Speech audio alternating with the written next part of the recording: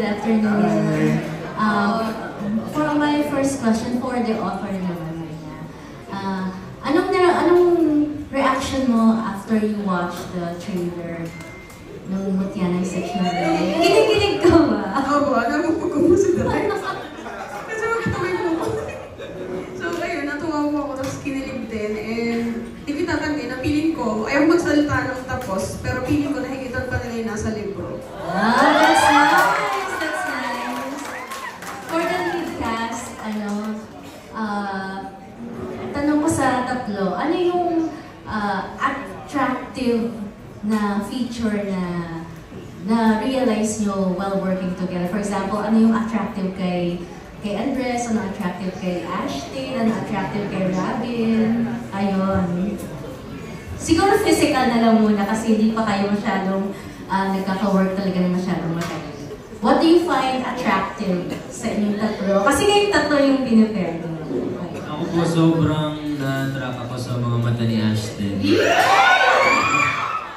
And si wait lang. And si Ash po kasi sobrang makajos, sobrang bait na tao. Tapos sobrang kulit din. Ayan.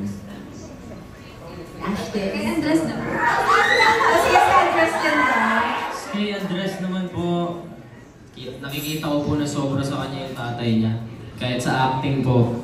Kaya sobrang, siyempre pogi si Andres kahit paano mo titigan. Anong attractive sa dalawang boys? Kay Robin, gusto ko sa kanya yung smile niya. Sobrang charming kasi nito.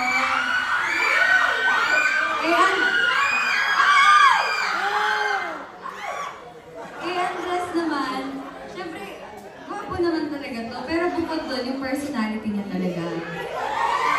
Andres? Sino muna? Si Robin Si or si Robin Ash? muna. Kay Rob, pinaka-attractive syempre yung buhok niya. Yes. Alam ko na. Agree? Okay. Tapos kay Ashton naman. Ako, marami to.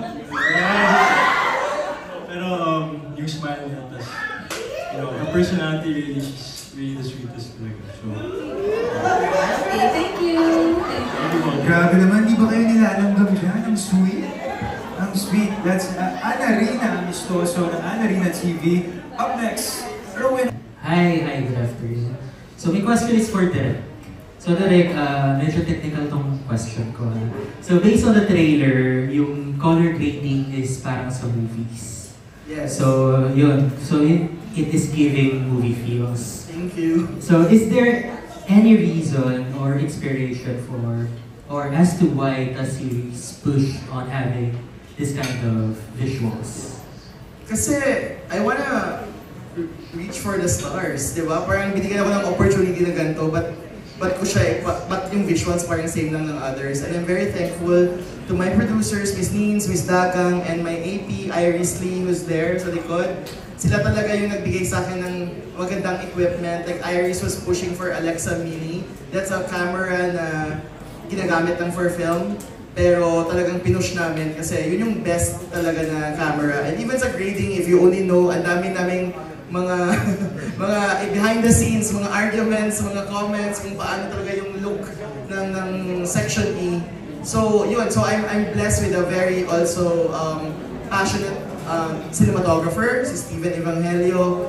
Kumbaga lahat ng staff, kumbaga ang ano namin, sige, tayo gawa tayo ng series na pang international Emmys. Joke lang. Diba? So kumbaga, yun, as a director, di ba, kahit na Wattpad siya, gusto mo na ibigay sa mga Wattpad fans yung kung ano yung best na adaptation. So yun po yung dahilan.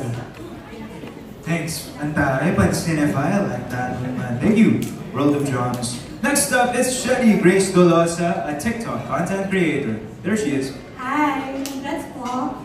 My question is for Sam and Andres. Ano yung take nyo sa word na Nepo Baby? And do you take it as critic or compliment?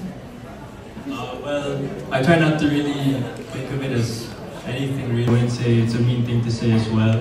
At the end of the day, where we are born, we're not able to choose where we're born into it. And that's out of my control. But more than anything, I'm just really grateful that I have really loving parents that are always there to support me above anything else. So, Sam? Wait, sorry po. Ano ba yung question? Ano yung take mo sa word na Nepo Bibi and what, do you take it as critic or compliment? I mean, for me naman po, like, I don't mind. As long as, ito po kasi talaga yung passion ko, like, what I love to do, so, you know, like, either way, like, kung ano po ako, Nepo Baby or not, I feel like if anyone has the drive and the passion to do whatever they want, they can achieve anything, so, ayun po, just, I'm just happy to be here. And, abangan niyo po, ang muli ng Section E coming soon. Yeah! An additional question ko sa lahat. Sinabi ni Ashton na hindi naman masama kung nasa section ka. When you were in grade school or high school, nagmamatter ba sa inyo if you were lower section or higher section? And if not, or directors? Section A ako lagi eh. Sorry. Like, pero you know what? Kasi totoo nung high school, tindihan ko na. Kasi the way the people are judging kung sino yung mga nasa lower section, kumbaga hindi mo, yun na nga yung cliche na don't judge a book by its cover, yun yung matutunan ka sa series eh.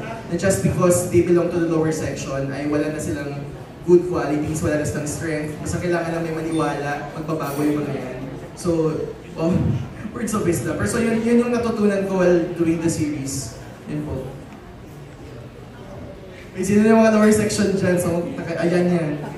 Hello po, ako po hindi po ako naniniwala na section doesn't... One last time, 10, 9, 8, 7, 6, 5, 4, 3, 2, 1. Face the LED. Excuse me.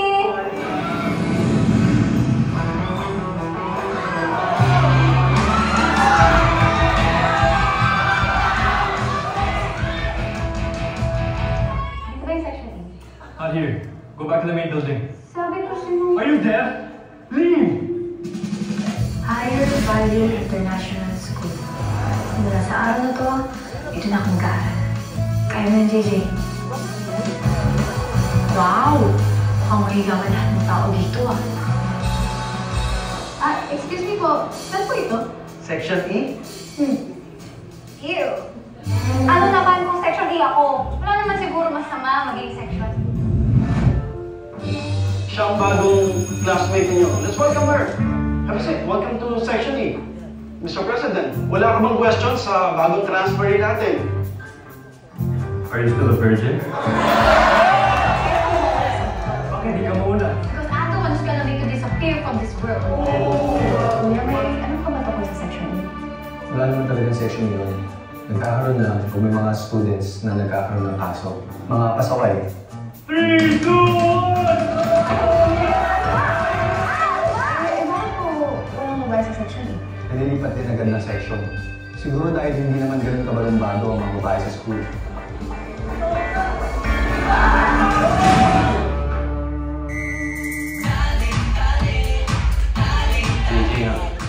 She's getting on my nerves.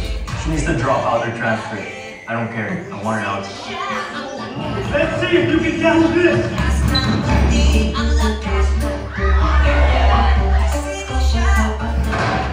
This is off limits. Ano meron dyan? May tinatalo ka, no? Either you shut up, or I'll make you shut up.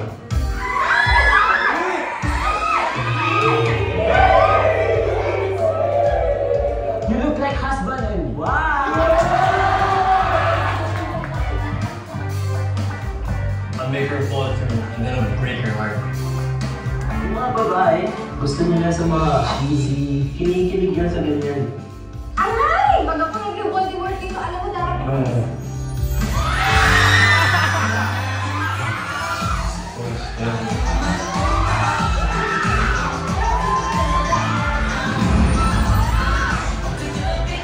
Magiging knight in shining armor ka. Kaya gamitan mo ng push-up moment. Minsan magiging sweet ka, tapos biglang wala kang interest.